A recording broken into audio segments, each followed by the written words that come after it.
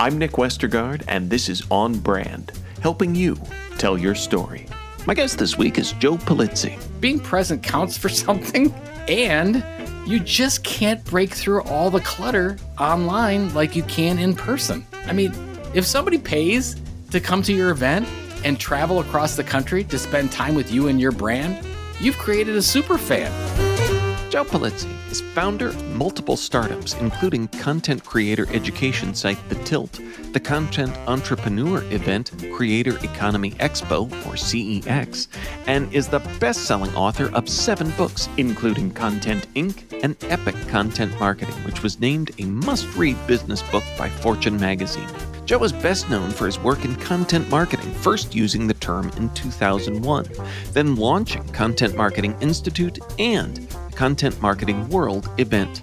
He successfully exited CMI in 2016 and consequently wrote an award-winning mystery novel, The Will to Die.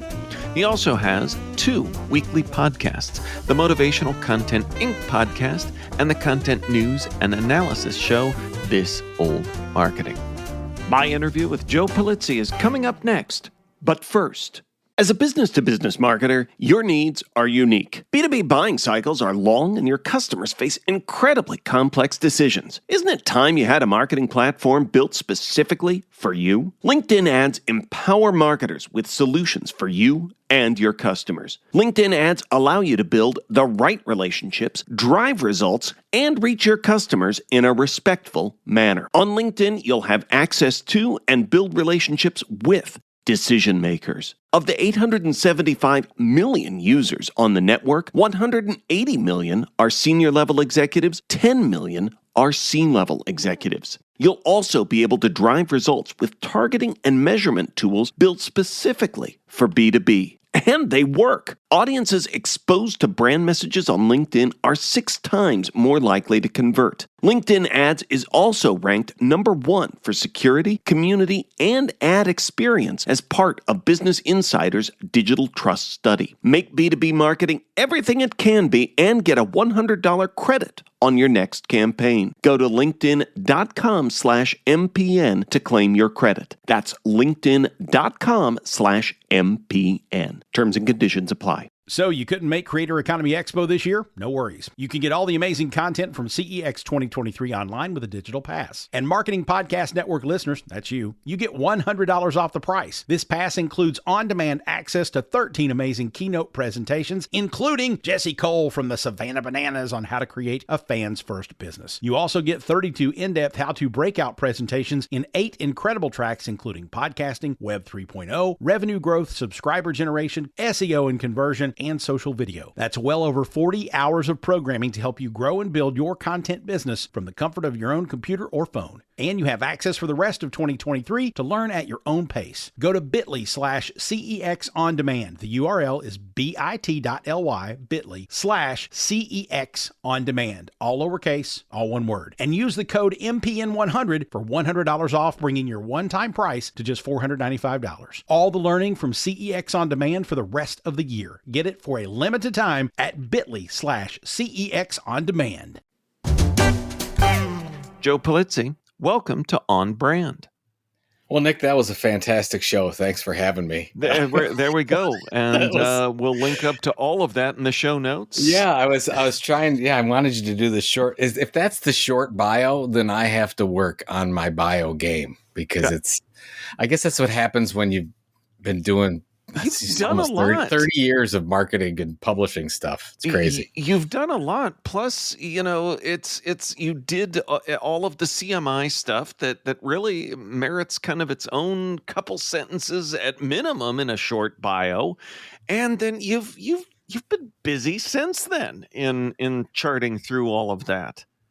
Yeah, my wife is not happy with me. That's not always how it works. So here's the thing. Now, things. Well, I love my wife. We have an amazing relationship. But when you read a bio, when you look at that bio, you'll see challenges in a marriage because when you're an entrepreneur, and anyone who is in an entrepreneurial household knows this, there are major challenges because I can't stop starting things.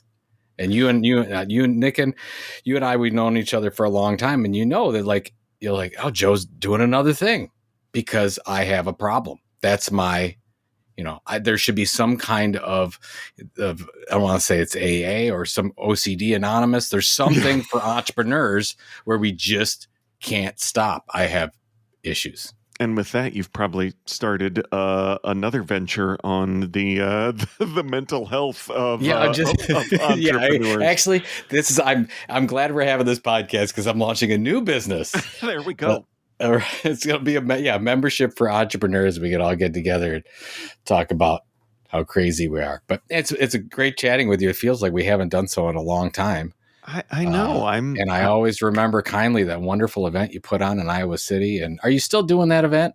I am not. Again, it's kind of a rapidly, or not, but over the past several years, the event space has changed, and then of course we had that pandemic, which was that little pandemic. It sure has. It's interesting. I'm an event connoisseur. I love going to events. I love launching events. I went to Gary Vaynerchuk's conference VCon recently, and really enjoyed myself. But I think that they struggled to get attendance.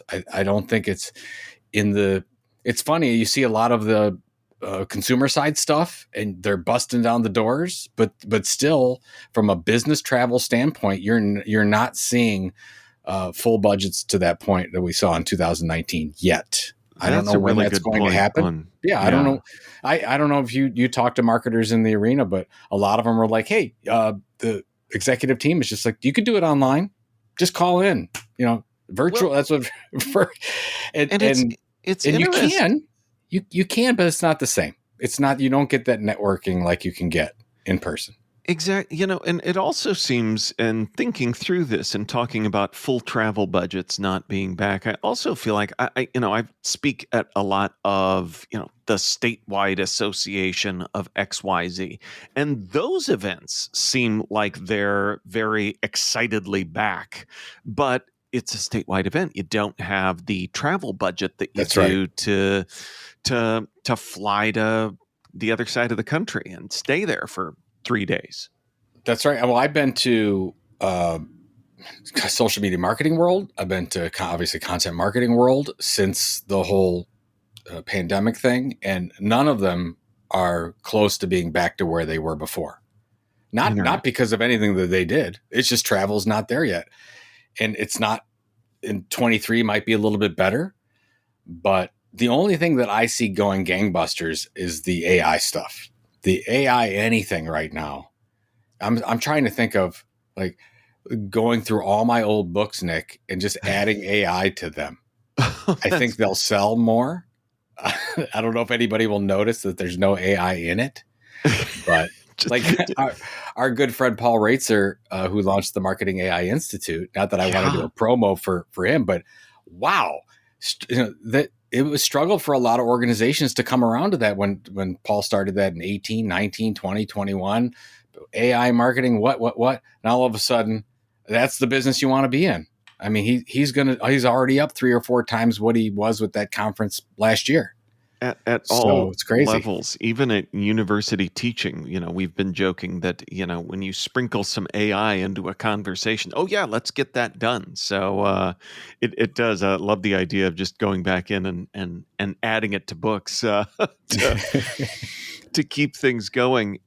You talked, in your research that you always led in at Content Marketing Institute, always talked about, we've been talking about events and events being back and how important that connection is. And I always loved that reminder that events are content too. I think sometimes we focus on, like the aforementioned AI conversation on what's new and digital and shiny, but the content delivery of that comes with events is very different and special. Why is that so powerful?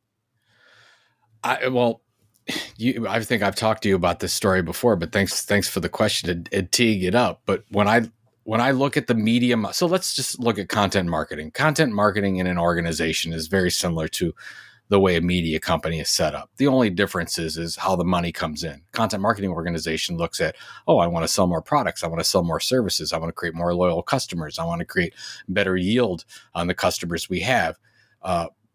They still need to build an audience to do that. Media companies sell more direct, where they want to sell sponsorships or events or whatever the case is. So it's the same thing. But if I'm going to launch the leading media company in my industry, I want to do basically three things. I want to have the leading online platform in some way. I want to have the leading event experience if I can. And it used to be the best print magazine. So if we just take the print magazine, which seems to have gone away, unfortunately, I need two things to make this thing go.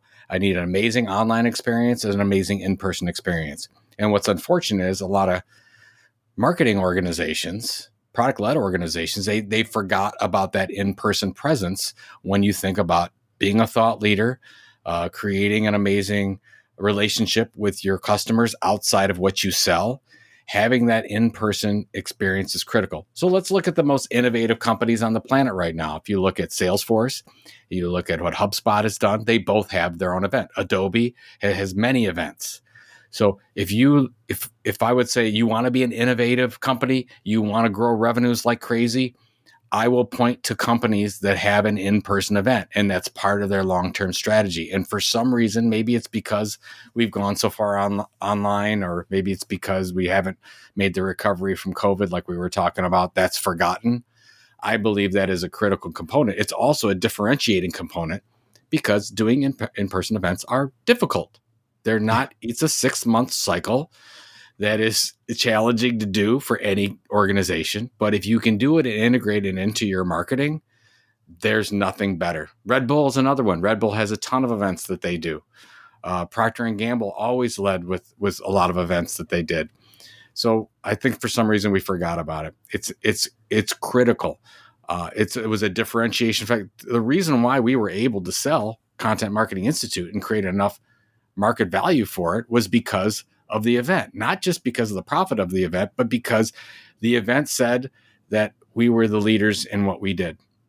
And it was a very clear representation. And you have people going to that event and then share and talk about, and we're building relationships and new opportunities. I mean, Robert Rose will tell you from his consulting that a good number of his consulting gigs came from just being present at Content Marketing World. So being present counts for something. Yeah. And you just can't break through all the clutter online like you can in person. I mean, if somebody pays to come to your event and travel across the country to spend time with you and your brand, you've created a super fan. You have such an opportunity there. And I don't know why more companies don't do it. That's such a good point too, and because it does, and I think we're in such a rush to innovate, to improve, and we had the challenges of the pandemic, and you saw a lot of people trying creative things with things online, but there's no way to replicate it. There's no way to replicate the hallway conversation, the connecting with other Salesforce users like you who you wouldn't have met and maybe shared a meal with and shared That's notes right. with. And it's just, there's all kinds of stuff that it's easy to kind of get kind of woo-woo sounding with it, but it's just something, like you said, that's not replicable with other things in the toolbox, and that idea of creating a super fan for your brand and you walking through Red Bull's a great reminder, that it's companies of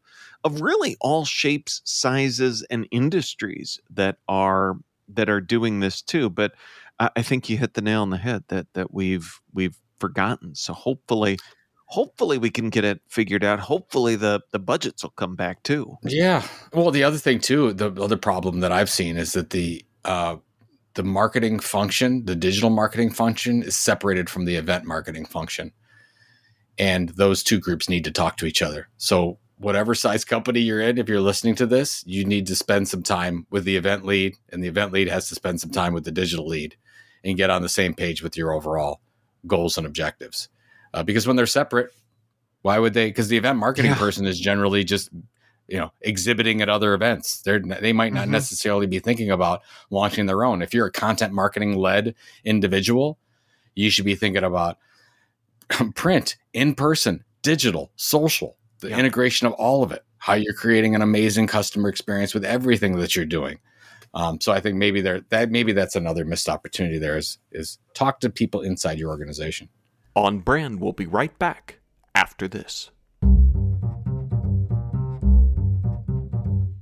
As a business-to-business marketer, your needs are unique. B2B buying cycles are long and your customers face incredibly complex decisions. Isn't it time you had a marketing platform built specifically for you? LinkedIn ads empower marketers with solutions for you and your customers. LinkedIn ads allow you to build the right relationships, drive results, and reach your customers in a respectful manner. On LinkedIn, you'll have access to and build relationships with decision makers. Of the 875 million users on the network, 180 million are senior level executives, 10 million are C-level executives. You'll also be able to drive results with targeting and measurement tools built specifically for B2B. And they work. Audiences exposed to brand messages on LinkedIn are 6 times more likely to convert. LinkedIn Ads is also ranked number 1 for security, community, and ad experience as part of Business Insider's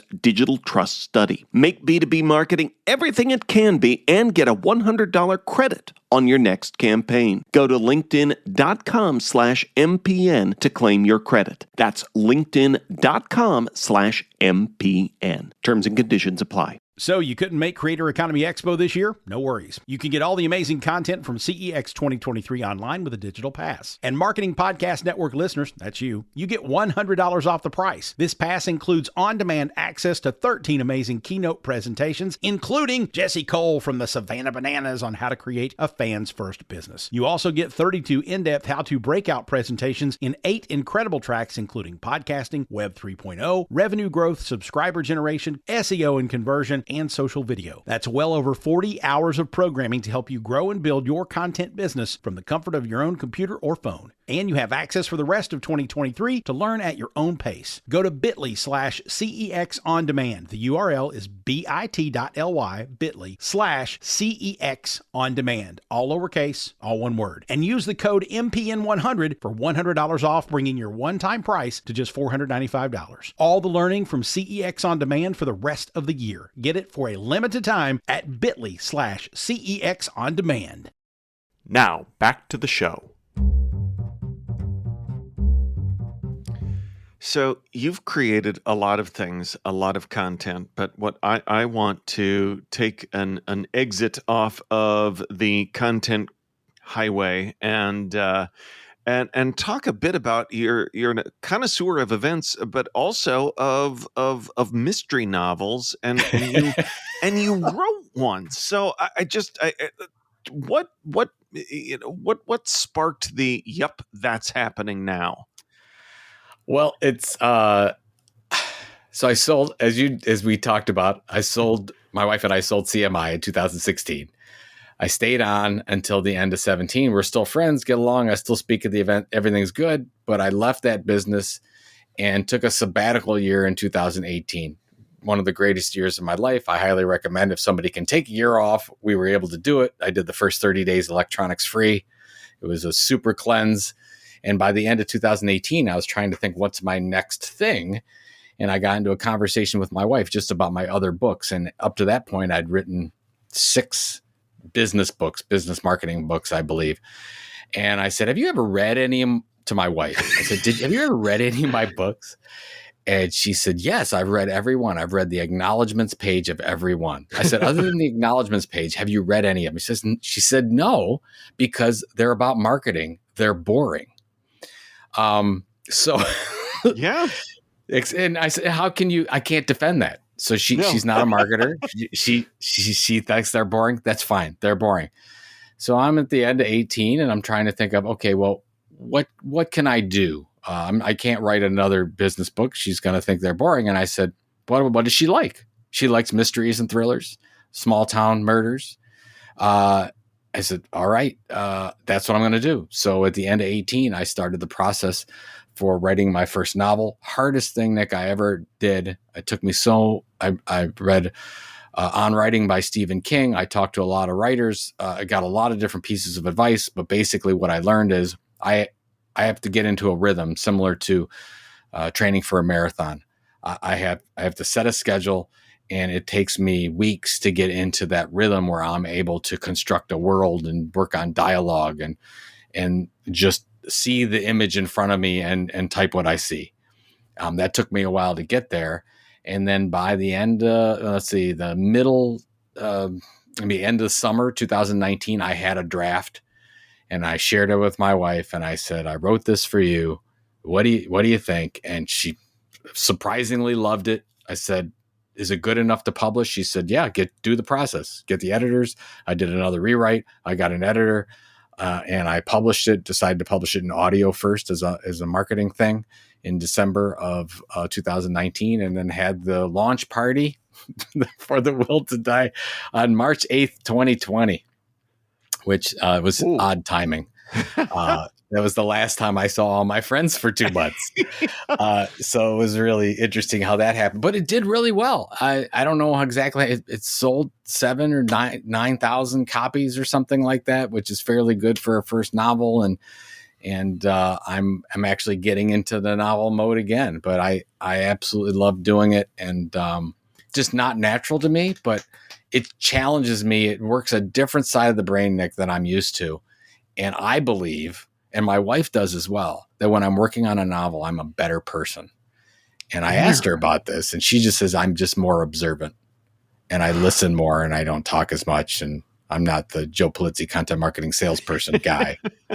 So she enjoys so our relationship will heal itself as I write another novel. So I'm looking forward to that healing time. When you're a mystery novelist, you're.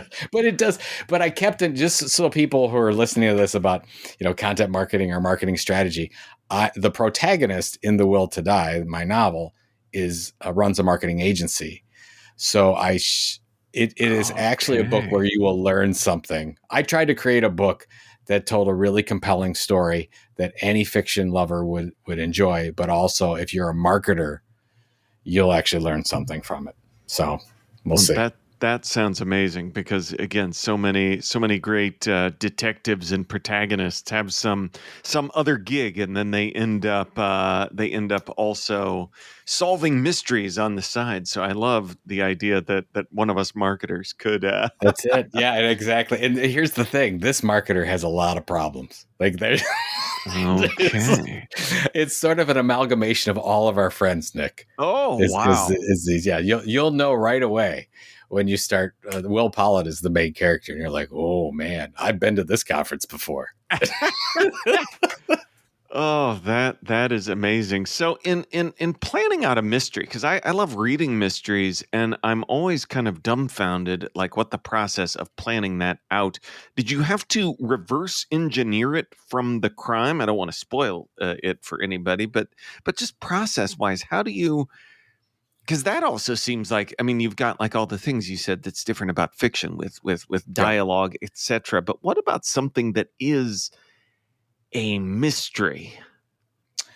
So it's interesting. The process is so completely different than a nonfiction book. I've done a lot of blog to book strategy. Epic Content Marketing was a blog to book. I took 2 years of blog posts and reconstructed them into a table of contents to create about 75% of what was ultimately Epic Content Marketing. I did the same thing with Content Inc.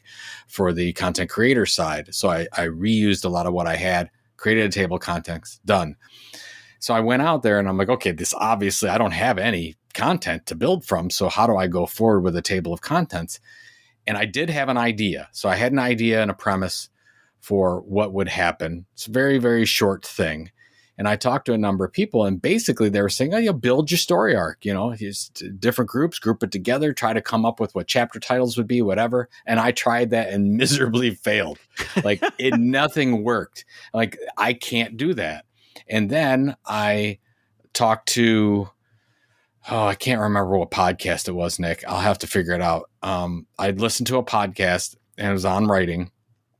And the author said, get yourself in like a place of Zen where consistently you can just start to write and get yourself in that rhythm and start to write, and the story will present itself. And that's basically what happened. And the original premise that I had is not even the book, because what happens is when you start writing these things, the characters do their own things. I'll give you an example. One day I had a really good session. I wrote a couple thousand words. Was upstairs for a couple hours doing it. I come downstairs. I'm all excited.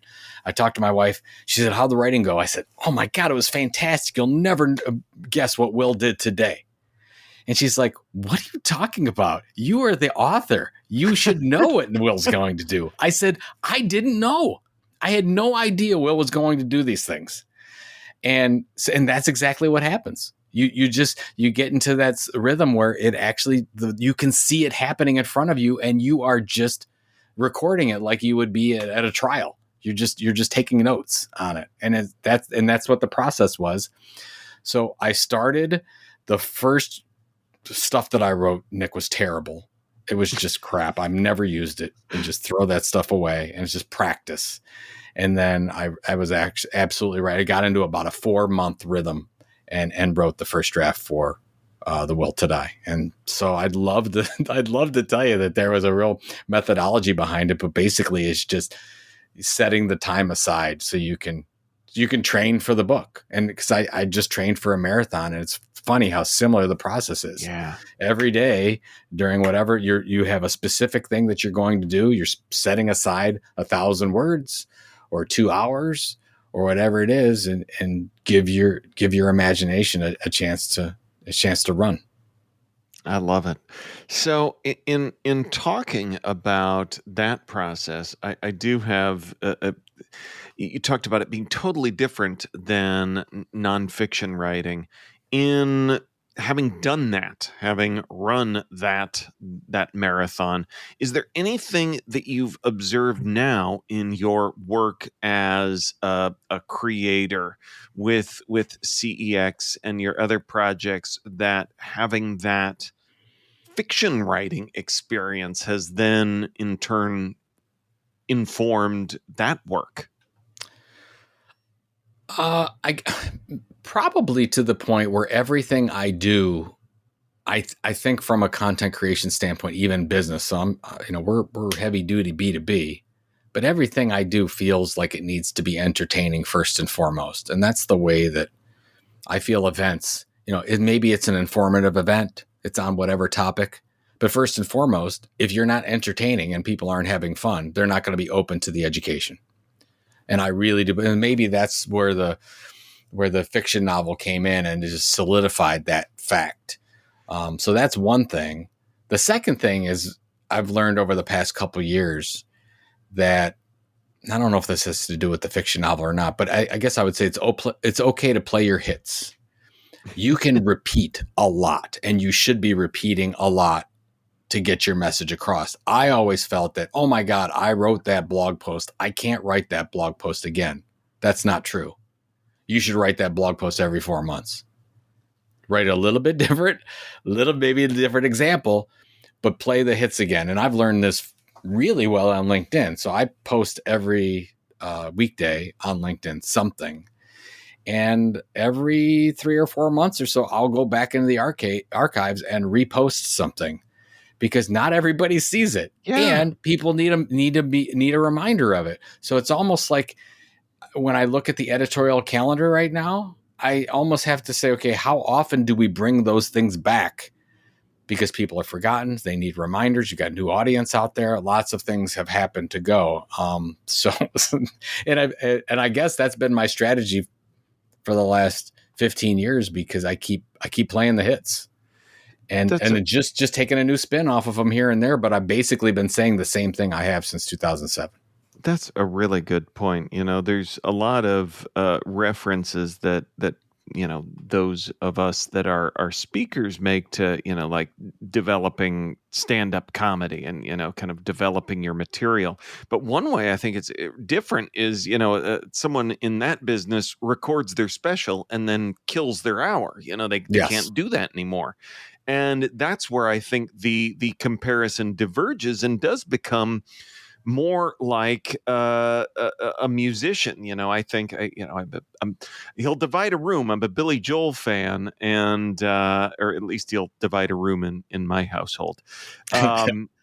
And he always posts his set list, and he's got Piano Man on there. He's gonna play that. It's gonna come up. So I think we with our work and marketers for all sorts of organizations, what are your hits, and getting them out there continuously, like what you said. What's the calendar look like for how often that's out there? Well, it's interesting just thinking about what you said. A lot of companies have a tough time with that because they don't know essentially what they stand for. So it's hard for them to then take their marketing and say, we need to play these things over and over again. So I would recommend, if you don't, so let's say content marketing with me. I'm like, hey, well, I believe that every organization should look to build audience over distracting them, and to deliver amazing content experiences to that group of people over a long period of time, to hopefully do so off of rented land, social media. And then if you do that over a long period of time, you've built an asset, and you can monetize that asset in up to a dozen ways. That's the same. I changed the words a little bit, but in 2008, I said that's the same thing. Now, I know exactly what kind of content needs to go behind that mission statement. And when I go into, and I used to do, as you know, consulting for like billion-dollar brands, they were all over the place. And they had all different types of customers and buyer personas and whatever. And I said, well, okay, for this buyer persona, what's your mission? And they would go back and they would say, well, here's our company mission. I'm like, no, it's not your company mission. It's like this content thing that you're doing over here. You need an editorial mission, just like a media company does. And then once you do that, you can figure out, okay, what do we stand for? What's our mission? What are we trying to deliver to this audience? What's the outcome for that audience, for everything that they read or engage with on our site or whatever we're doing? And if you do that properly, then you'll know the hits. So maybe before we have to push out play the hits, you have to say to a marketer, do you know what hits you have at all? Yeah. And what your hits should be? Exactly. And by the way, The Stranger from Billy Joel is perhaps the best album that's ever been created. And I even like the older stuff. Cold Spring Harbor, fantastic. Turnstiles, love Harbor. It. So yeah, I mean, wow. I'm a Billy. First of all, I've seen Billy Joel in concert many times. One of my favorites, maybe my favorite of all time. But I love everything up the Glass Houses is really where I'm in my glory for Billy Joel. That is, So I'm with friends. I'm in a Billy Joel safe space. It's funny in a concert too, because he'll say, "Okay, we're gonna do Zanzibar. We're gonna do She's Got Away. Okay, by audience." And I always think that he knows exactly what he's gonna play. Anyways, he'll play whatever he wants. It doesn't matter who cheers louder for what. And then goes with Zanzibar. Yeah, because he loves playing it. Yeah, it's always going to be Zanzibar. Yeah, that's I love that. Love that. Well, this is segue alert, making me smile. So it's a fitting time for me to ask you, Joe, for a brand that has made you smile recently. Well, this is an easy one for me, and I follow them religiously right now. But it's the Savannah Bananas. Jesse Cole started that baseball organization.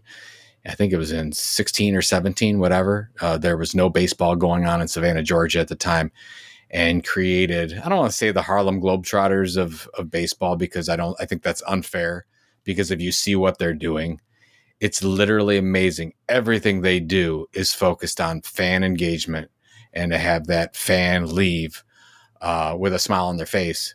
And the learning that I see every time is they get rid of friction. Because I talked to Jesse about this, and he's like, there's a friction when anybody has to leave their seat and go and pay for something at the stadium. So everything at the stadium, all food and drink is included in the ticket. I'm like, that's amazing. whatever.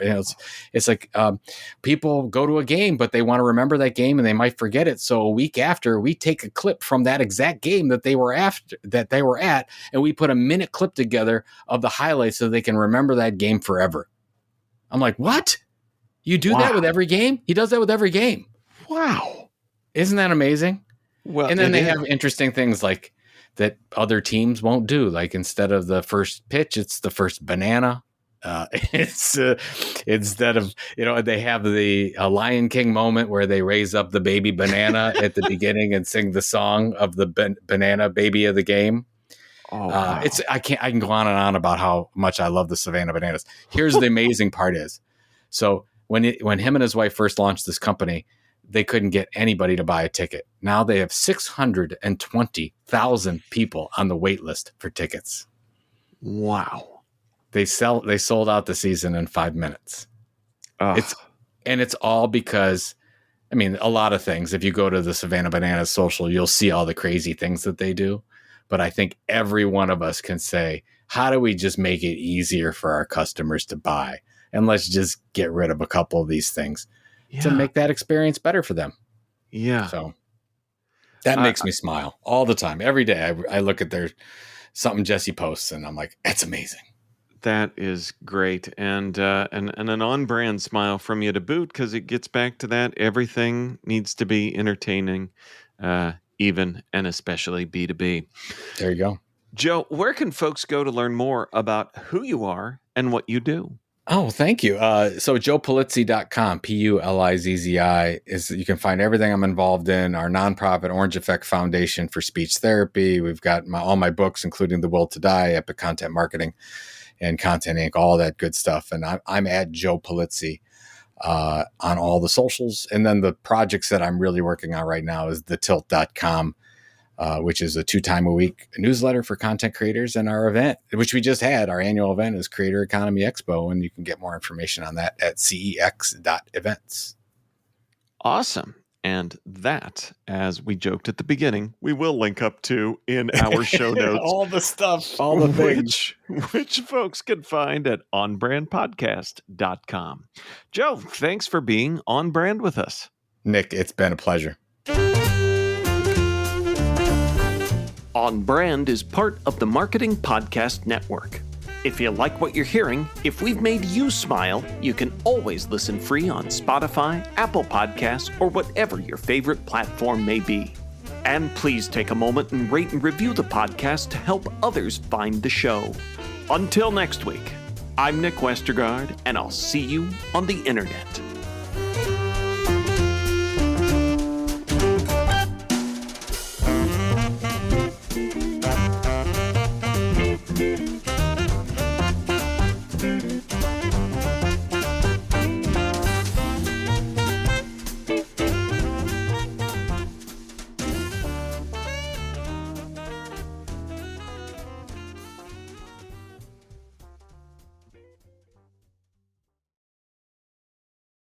This podcast is heard along the Marketing Podcast Network. For more great marketing podcasts, visit marketingpodcasts.net.